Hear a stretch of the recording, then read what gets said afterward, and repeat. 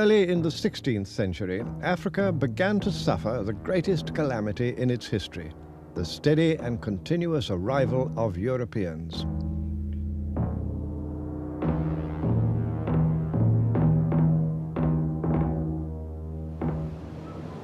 This was one of 43 castles built by 7 European nations along the coast of West Africa. They stand today as monuments to rivalry and greed.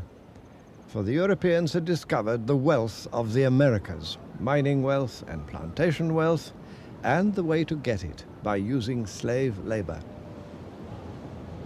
Unwilling to take slaves from Europe and unable to find enough in the New World, they turned to Africa. Horrible in its brutality and violence, the slave trade robbed Africa of millions of men and women, and even children. It spread cruelty and disaster. And yet, it was not only the enormous numbers that mattered. Every year for centuries, the trade removed from Africa tens of thousands of productive workers, of skilled workers, of men and women trained in tropical farming, in valuable crafts, and in many forms of enterprise. Today, the great Atlantic rollers have long lost their menace, and the forebears of these boys were among the lucky ones.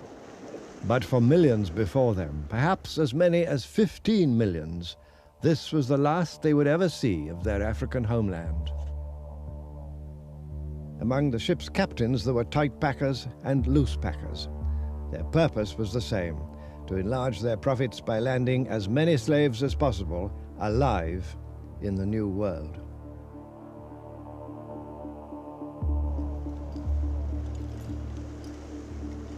Sometimes captured far inland, the victims of black traders were driven to the dungeons of their white partners on the coast.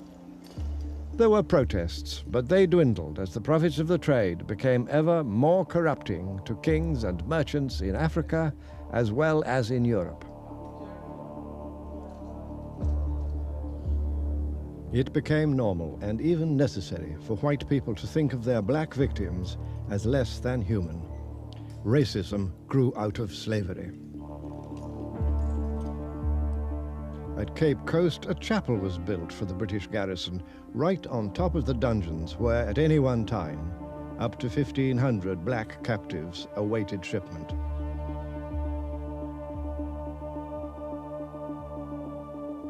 Not even the clergy spoke out against the trade, and some were ready to share in the pickings.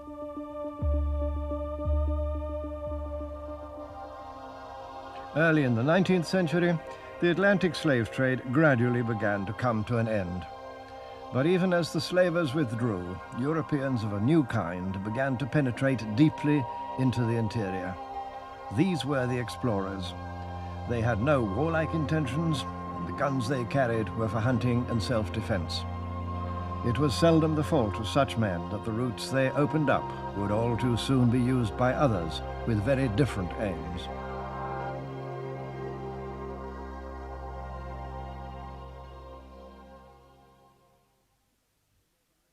Later generations of explorers would try for the North Pole or the South, or in our own day, the Moon.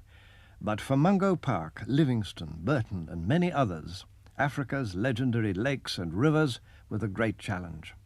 Above all else, they wanted to unlock the geographical mysteries of the continent. The strange thing about those remarkable men is that they really were only interested, with a few exceptions, in finding things, in gold, in ivory, in geographical information, in land to take. Almost never were they really interested in the humanity of Africa. The great exception was David Livingstone. For the inhabitants of Central Africa, surely the best-loved European ever to set foot in their country. A missionary who became an explorer, Livingstone traced the great Zambezi River from its far inland source to the Indian Ocean, hoping that if he could only prove it to be a navigable waterway, the whole of Central Africa could be opened up to the blessings of the gospel. In 1855, he became the first white man to see the Victoria Falls, soon to be accepted as one of the natural wonders of the world.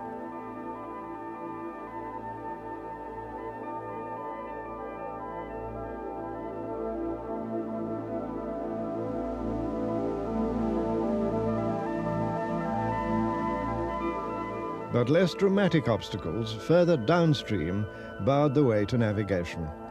His specially constructed river steamer had to turn back.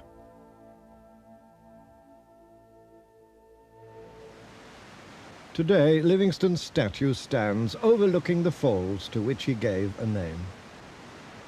The inscription says that Dr. David Livingstone discovered the falls. That was in 1855. What happened, in fact, was that African friends of his, with whom he was living some days upstream from here, told him about this amazing sight in their country and brought him to see it. And Livingstone, whose generosity of heart never allowed him to forget what he owed to Africans, was careful to record this in his memoirs. But the people who put the statue up long after evidently thought that nothing really exists until a white man has found it.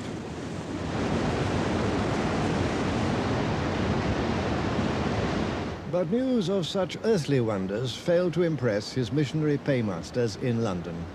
To them, Livingstone's journeys and geographical researches were a sign that he was neglecting his work for God. They wanted converts, not waterfalls.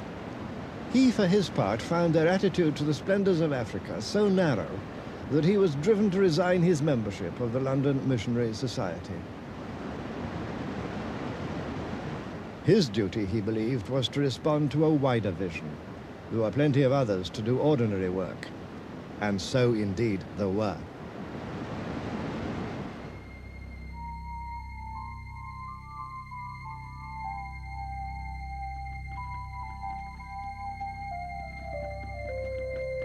A growing band of dedicated men and women came forward from many nations to carry the gospel into these heathen lands.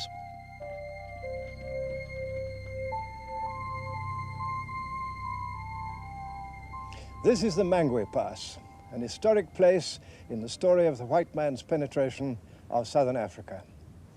To the southwest lay the deserts of the Kalahari, and beyond to the southeast, white-ruled South Africa. While back behind me, through the hills, the old trail ran north to Bulawayo, capital of the kingdom of the Matabele. Here ran the southern frontier of that kingdom, and this pass was the only point of entry allowed by the Matabele king to European missionaries, traders, or hunters.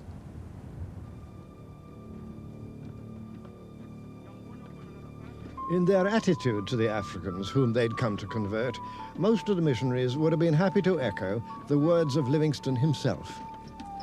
We come among them as members of a superior race and servants of a government that desires to elevate the more degraded portions of the human family. We are adherents of a benign, holy religion, and may by consistent conduct and wise, patient efforts become the harbingers of peace to a hitherto distracted and downtrodden race. A few thought otherwise. Here are the words of Bishop Tozer of the University's mission. What do we mean when we say that England or France are civilized countries and the greater part of Africa is uncivilized?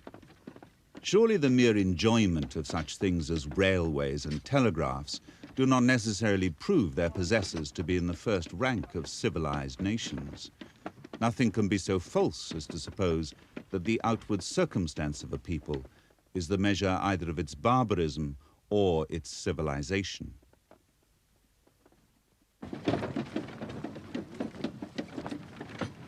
Nevertheless, most missionaries believed that they alone could raise Africans out of their spiritual degradation.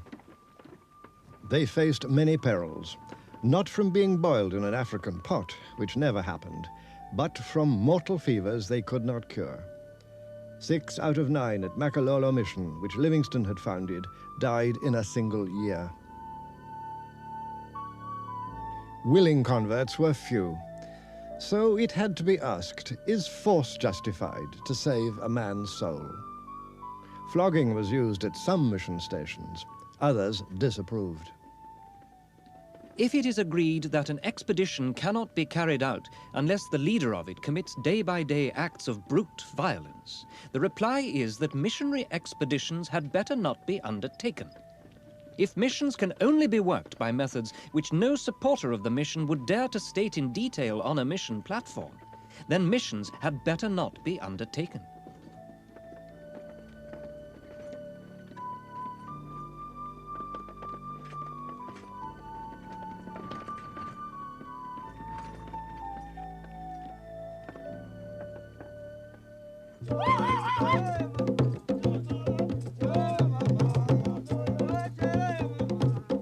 But another and unquestioned requirement lay at the core of missionary labors.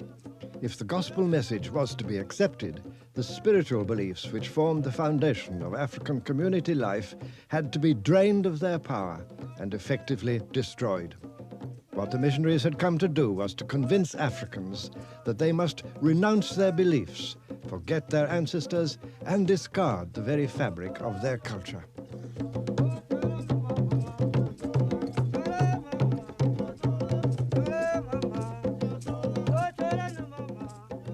This missionary film, made as recently as the 1960s, makes the point very clearly. As these women, whose lives have been spent in the dark shadow of fear, listen to the radiant young girls, they wonder at their joy and confidence. They remember the offerings they've so often made to the juju themselves, the sacrifices which have been of no use.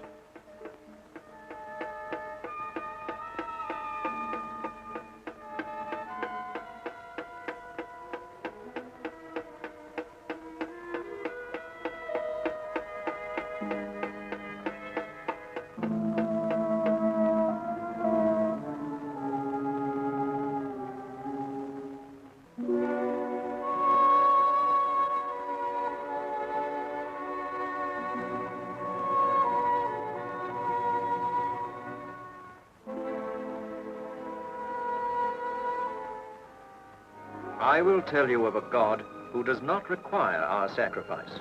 He made sacrifice for us. And she shows to these fear-ridden people the symbol of God's love.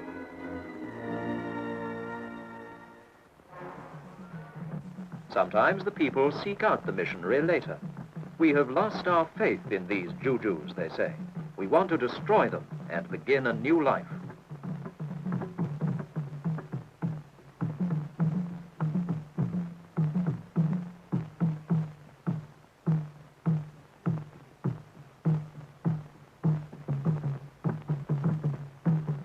Some rejoice.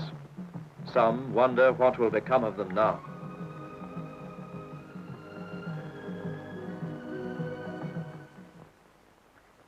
Finally comes the great day when they gather for the baptism service.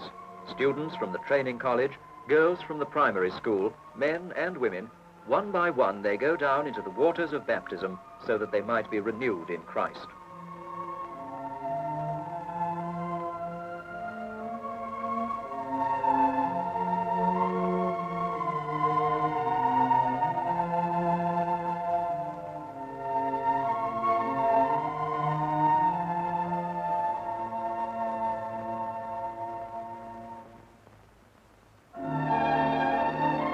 A skeptic might find it hard to see why one form of spiritual renewal should be so superior to another.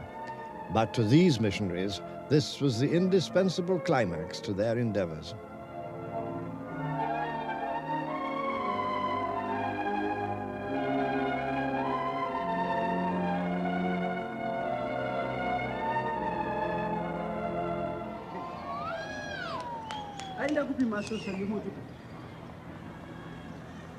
This is a Methodist school called Wadilav in modern Zimbabwe.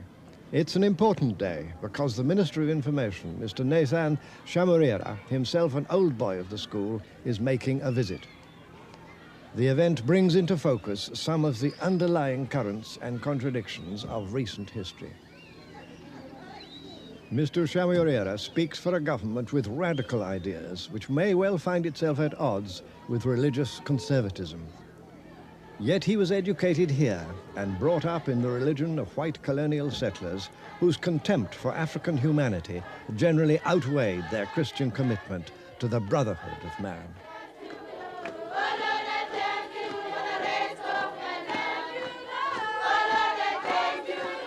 It's one of the ironies of Christianity in Africa that, although it may have preceded colonial occupation, it can't now escape from the fact that it became deeply involved with the system.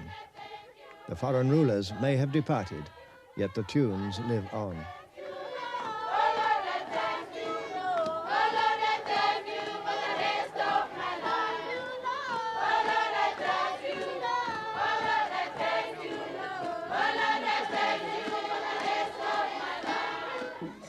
Unechimiro chake chisingatonwe nezvimwe zvinhu chisina mumwe. Nowadays, the sermon is no longer in English. This clergyman is speaking Shona, the language of most of the children at Wadilav. And he clearly feels no need to put so much emphasis on sin and guilt.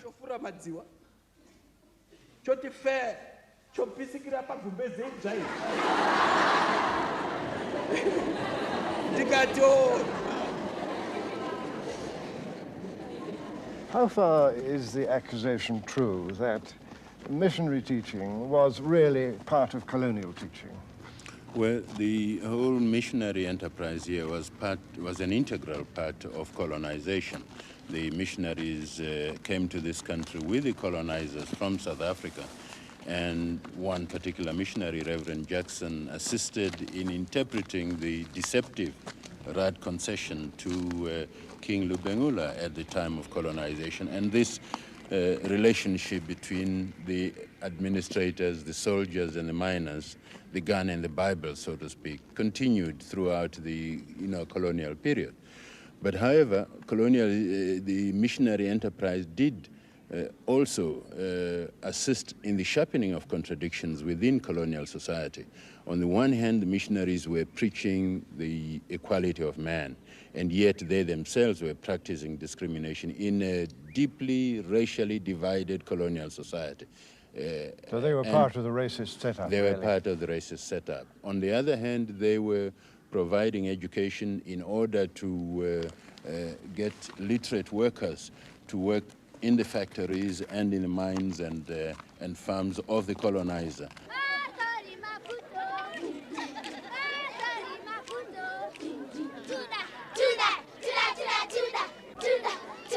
In honor of the minister's visit, the school has laid on a display of gymnastics. Most early missionaries tried to destroy the dancing arts and rhythms of Africa, saying that these were lascivious and evil. Yet African Christianity has managed to survive that effort at repression. And children at mission schools like this can have the fun of combining the new with the old.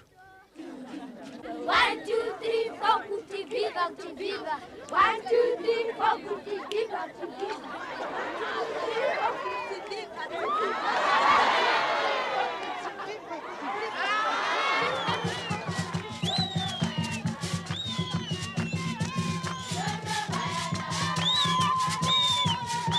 In another part of the school grounds, quite suddenly, old Africa was being revived. Here was a schoolgirl in the midst of a Christian mission reenacting the role of a spirit medium as she goes into her trance.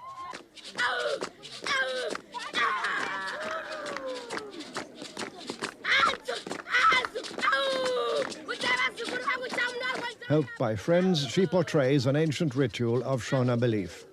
This, many people still believe, is the method used by their ancestors to pass messages to the living.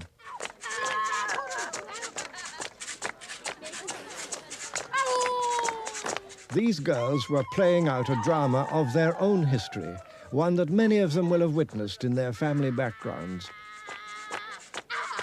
Across the years of the colonial intrusion, it's a kind of psychological reconciliation between the present and the past.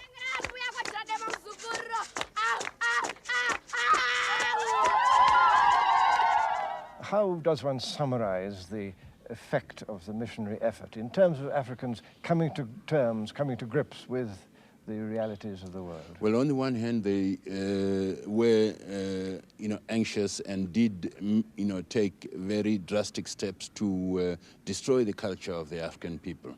This was implicit in the teaching of Christianity itself. In the same context, it produced the contradictions which led to the downfall of colonialism by educating people, bringing them to an institution like this where we were able to meet students from different parts of the country. And one was given a national perspective at an institution like this. And it was then possible when one left here to go and organize at a national level. So many of the national leaders of this country today were educated at mission schools. 9 out of every 10 educated blacks were educated at mission schools. Comrade Robert Mugabe, the first prime minister of an independent Zimbabwe, was brought up, trained and educated at Kutama, a Roman Catholic mission school. And many of the leaders in the present Zimbabwe government were educated at various mission schools throughout the country. So it did produce its own contradictions, and it sharpened the contradictions in colonial society. Like a lot of other things in history, it had an unforeseen outcome. Yes, yes, it had. When you get an old boy coming to school, certainly some of you should feel inspired by the amount of contribution that he has made and what love has produced in him. So, sir, we are greatly honored that you have come. I know the visit has been a very brief one, but it is historical. And we do hope that when you have time, you'll be able to come back and see more of Wadilav than you have seen today.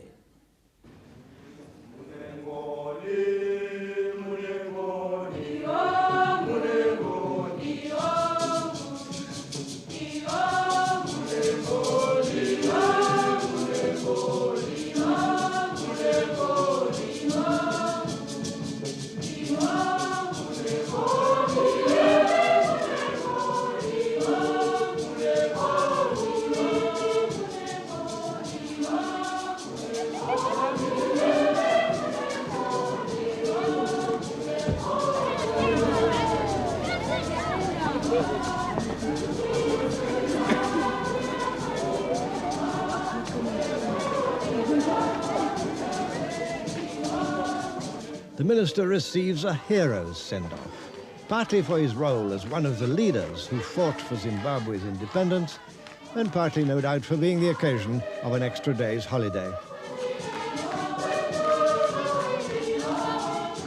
Watching scenes like this, it would be hard to deny that the coming of Christianity to Central Africa has in the end brought many blessings. These children of Zimbabwe look forward to opportunities and freedoms unknown to their parents. Yet the cost has been a large one. Much of value in African culture was distorted or buried beneath the intolerant certainties of a foreign culture. And who can say whether, in the end, it won't be the practical benefits provided by the missions that outlast the spiritual ones?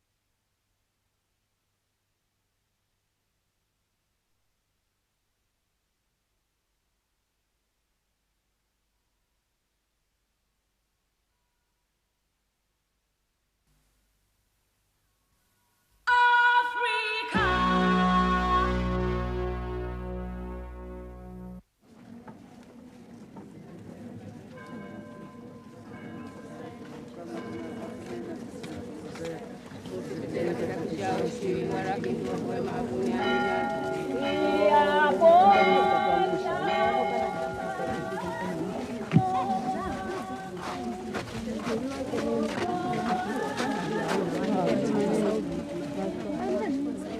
little town of Bagamoyo had been the African starting point for missionaries as well as explorers. For David Livingstone, it was journey's end. This is the place, ironically, a Catholic mission. The first Catholic mission on the East African mainland, where Susie and Chuma finally laid the body of their friend David Livingstone in its last resting place on the African continent. Throughout the final months of his life, Livingstone had always been accompanied by his two devoted companions, Susie and Chuma.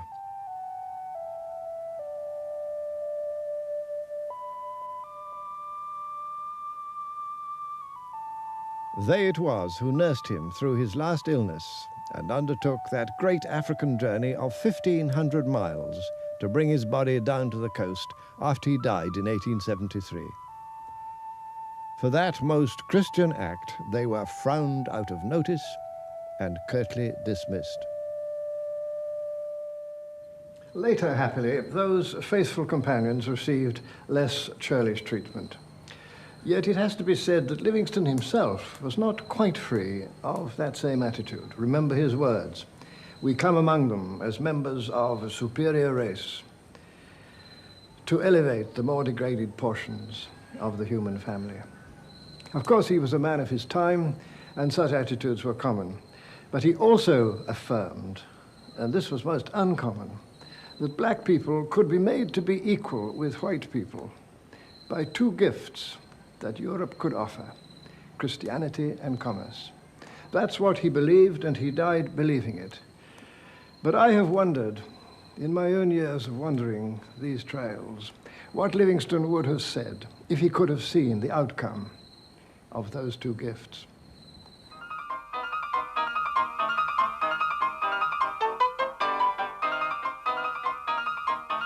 In the 1870s, the land around the little town of Kimberley, in what is now South Africa, was found to contain the richest deposits of diamonds in the world. Europeans in search of quick and easy profits rushed into the area. Among them was a young Englishman who'd come to South Africa at the age of 17. His name was Cecil Rhodes.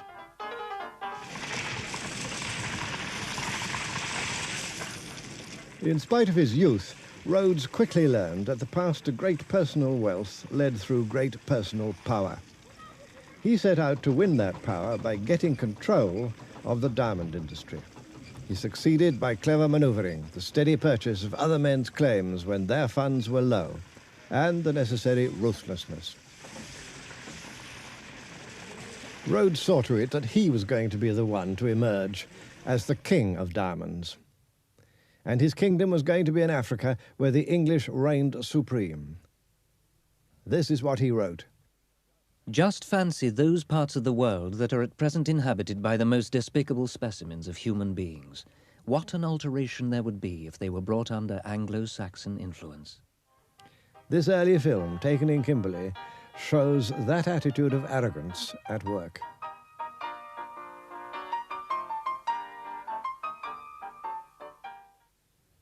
Yet mineral wealth was not the only prize. There was territory to be won.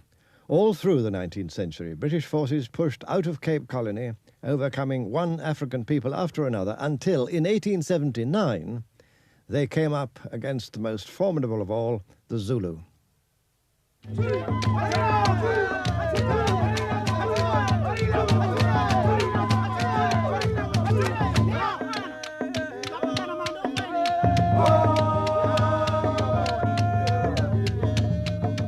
So far, this mission of the gun had gone well for the British. But the Zulu had 25,000 warriors ready to take up arms. Their king, Cetshwayo, wanted peace. After all, he'd been crowned with British approval. But the British wanted war.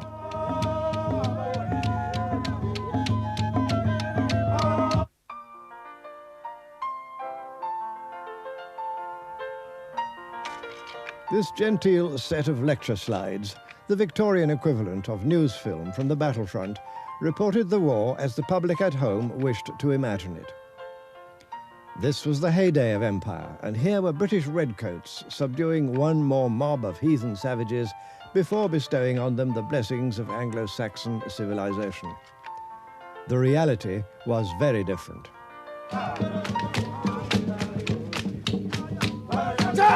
At San Juana, Britain suffered one of the worst defeats in her imperial history, and the Zulus had a victory to celebrate. As the troops strove vainly to get the lids off their ammunition boxes, the Zulu impis overwhelmed them. At the end of the day, 800 British soldiers lay dead. Not a single wounded man was spared.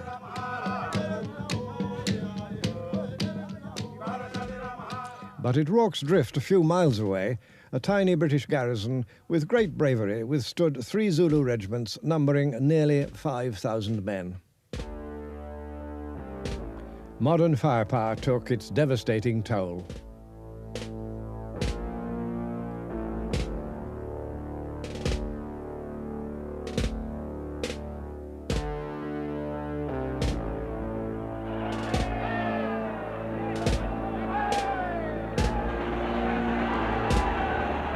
Determined to break Zulu power once and for all, another British invasion force, equipped with field artillery and the new rapid-firing Gatling guns, advanced on the king's capital at Ulundi. Here they found the Zulu army, but what followed was a massacre rather than a battle. Some 1,500 Zulu warriors died in fruitless charges on the guns. British casualties were put at 12. It was the end of the independent Zulu nation.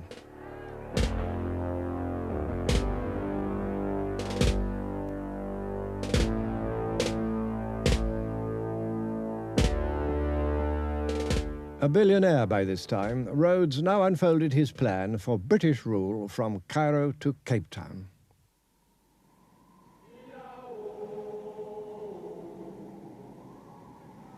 His immediate ambition was fixed on the upland country to the north of the Limpopo River. Here in this broad plateau, with its pleasant climate, there was abundant land for cattle, and beneath it the promise of still more mineral wealth, especially gold.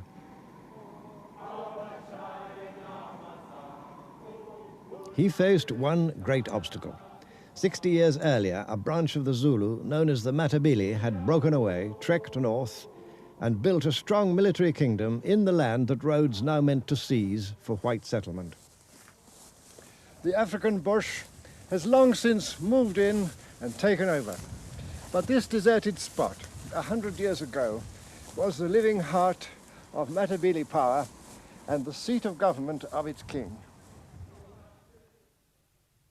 King Lobengula was only the second ruler of the Matabele. He was destined to be the last.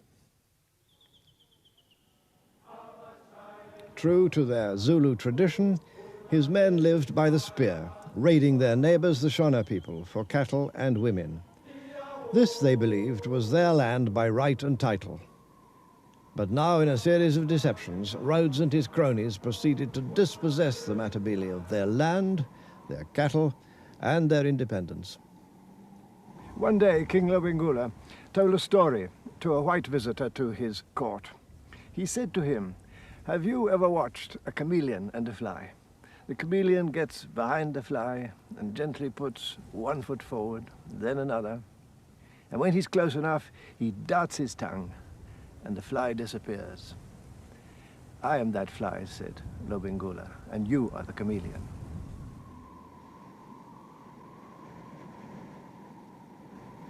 On the outskirts of his royal kraal, Lobengula had allowed a few white missionaries to establish themselves.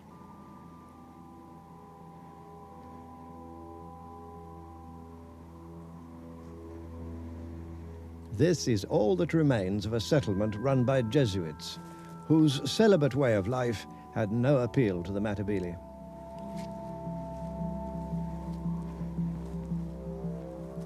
But other missionaries, Protestants of various denominations, because, of course, the many schisms of the Christian faith were also imported with the missionaries, did begin to acquire some influence. but not without misunderstandings, as this old man, now well over 100, remembers.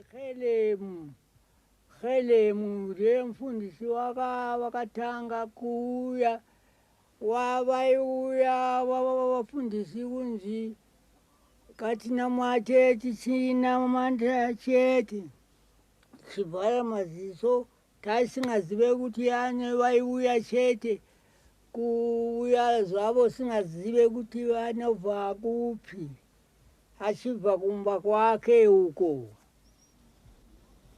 Not far from the capital, across a small river, was the Anglican mission of Hope Fountain. The early missionaries were caught, almost at once, in an unavoidable dilemma. To whom was their first loyalty? To the Africans, who trusted them and whose guests they were, or to their own kith and kin? The Reverend Charles Helm, who lived in this place, made in the end a crucial choice. He was Lobengula's trusted white friend, but secretly at the same time, he began to work for Rhodes. The fact was that these missionaries soon became convinced, and no doubt rightly, and as their records show, that if they were going to convert a sizable number of Matabele, the king's power must be destroyed and Matabele culture and independence undermined. And Rhodes, they saw, was the man to do both. Step by step, Lobengula's power was eroded. He appealed to Queen Victoria. He was advised to sign treaties. Some of those who advised him to sign the treaties had come in peace and trust, but they still deceived him. The Reverend Helm lies buried here. On his tomb, his fellow missionaries felt able to inscribe the words, "Friend of the Matabele." Was he their friend? Or from within the certainties of his own belief, did he connive in their betrayal?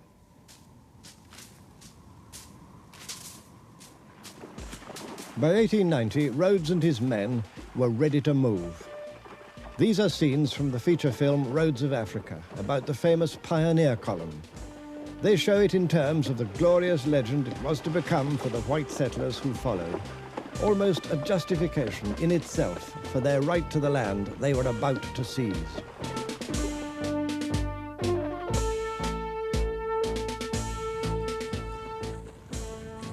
Lobengula had 16,000 warriors eager to attack, but fearing defeat, he held them back.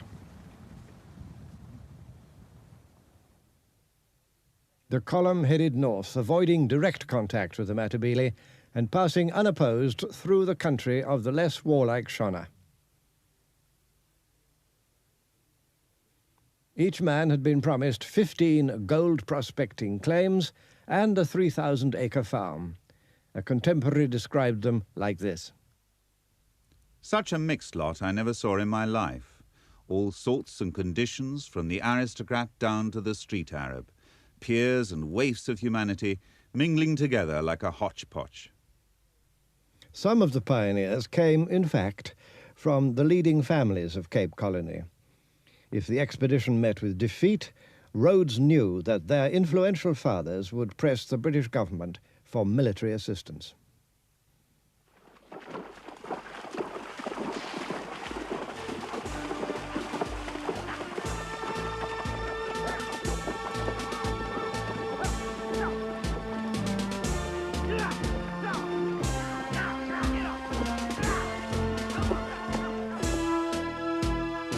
An unknown photographer captured the moment when the Union Jack was raised over Fort Salisbury, fulfilling Rhodes's dream that this earth shall be English. The moment became part of the myth.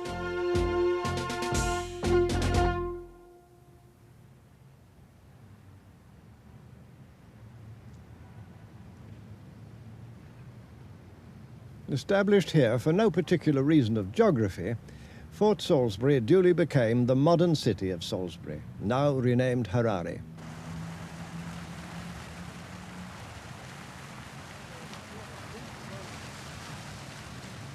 Elsewhere on the continent, towns can be unmistakably African in their flavour and their style of life, but not this one. In just on 60 years, they turned it into the very model of a white man's city. And just over there is the flagstaff that commemorates the place where all that began.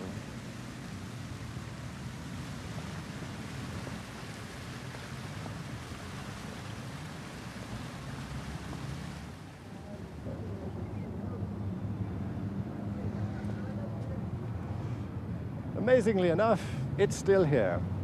For this is what it says: to the Pioneer Corps, specially recruited to become the first civil population of Mashonaland. But who were more civil? The black people who had long dwelt in Mashonaland and made it fruitful, or the white people who came here and took it from them by deceit and violence? Maybe that sounds a harsh question now. And yet the dispossession of the Shona was also harsh. They had settled the land centuries earlier, mastered and tamed it. And now with this, they had altogether lost their birthright. Among those who had travelled up with the pioneers was Rhodes's close friend and instrument, Dr. Starr Jameson. Rhodes now chose him to administer this newly won territory.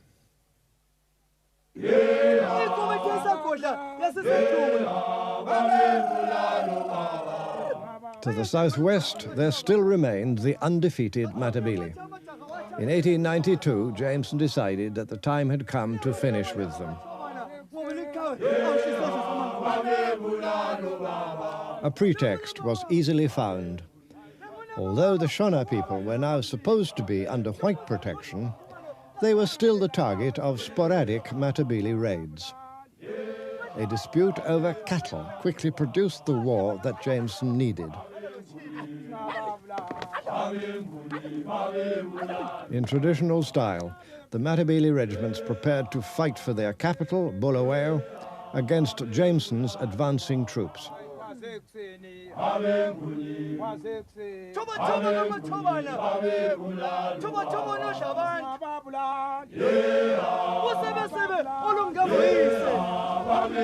No amount of Matabele courage could matter now.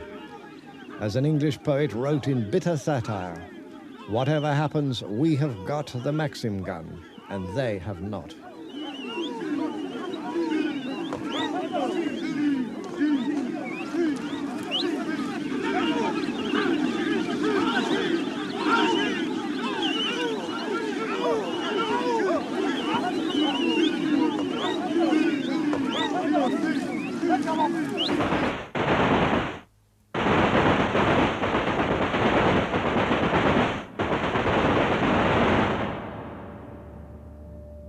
After defeat came dispossession.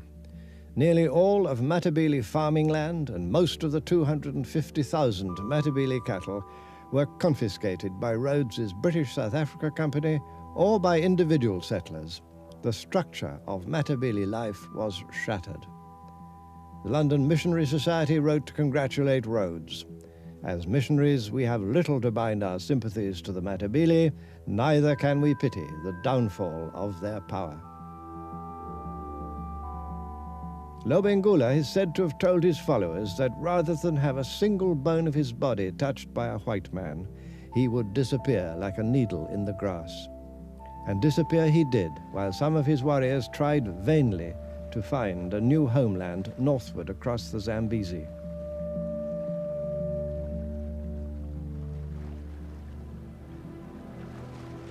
Good evening, ladies and gentlemen. Welcome on board our cruise, Amanzi Atungayo, Cinderella word meaning the water that rises. My name is Phoebe, and Captain Sylvester is in command this evening. All drinks served on board are included in the toll price. Before long, white settlers too began to push northward, over this great waterway where a generation earlier, David Livingstone had wandered alone. To Rhodes would fall the unique distinction of having not one but two African colonies bearing his name. The stretch of water we are now on is the deepest and the narrowest part of the Zambezi, and it was here where the pioneers chose to cross as from 1889. They floated their wagons using that balsa wood and swam their kerker. Being so close to the river, a frighteningly large amount of the settlers became ill and often died from malaria and blackwater fever. Livingstone had died exactly 20 years earlier, and now the way was open for Christianity and commerce. Here in these lands where Livingstone had found, as he said, perfect security for life and property, but where, for Africans, there was no longer any such thing.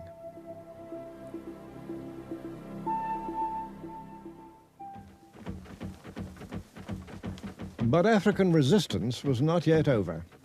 In 1896, just 3 years later, surviving Matabele regiments of about 14,000 men, some now armed with rifles, rose in furious revolt. They swept down on isolated white settlements and slaughtered more than 100 farmers. Caught unprepared, the bulk of the settlers made a defensive laager at their new capital of Bulawayo. Then the Shona people, infuriated by taxation and forced labor on white farms, rose in their turn. Led by the priests of their religion, the spirit mediums Nahanda and Kagubi, they fought a stubborn guerrilla war for many months. It was not until 1897 that both risings were finally overcome.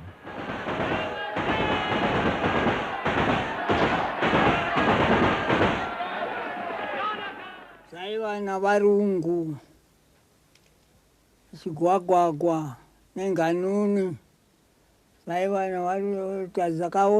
vakazoonera kuvarungu zvauya navarungu ndivo zvaidisa navarungu vanhu vanga vasina vanga nepfuti chete nemapfumo.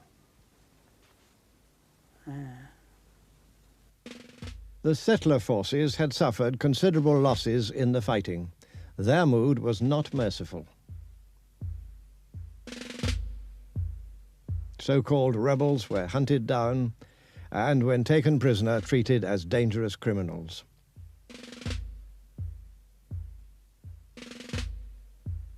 Chained together, they were brought before summary courts and not infrequently hanged from the nearest tree.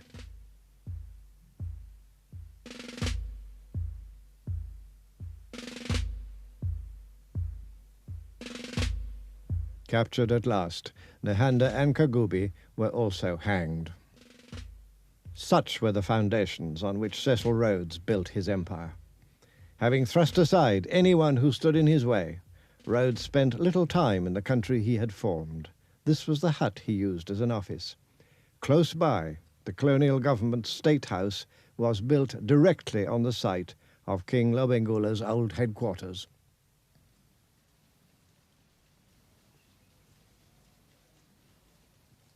At his death in Cape Town in 1902, Rhodes's body lay in state and was then taken to Bulawayo, where it was carried in procession through the streets. In the Matopo Hills, south of the city, Rhodes had a summer house built, where he liked to sit in the evening and watch the sun go down over that old Africa into whose history he had broken with such explosive force. Here the coffin was placed overnight before being carried up into the hills for burial.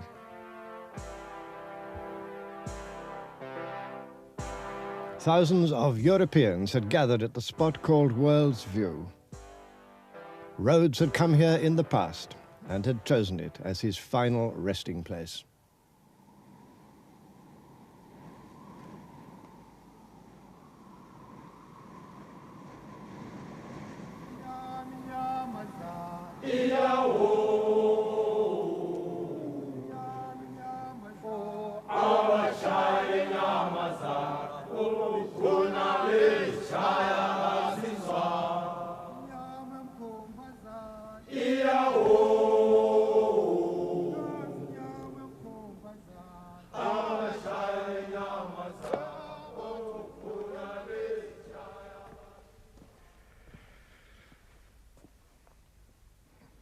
So here he lies, in the heart of the country that he conquered. But are we to see this grave as the final act of taking possession, or the ultimate insult to the people he dispossessed? Rhodes has evoked conflicting judgments.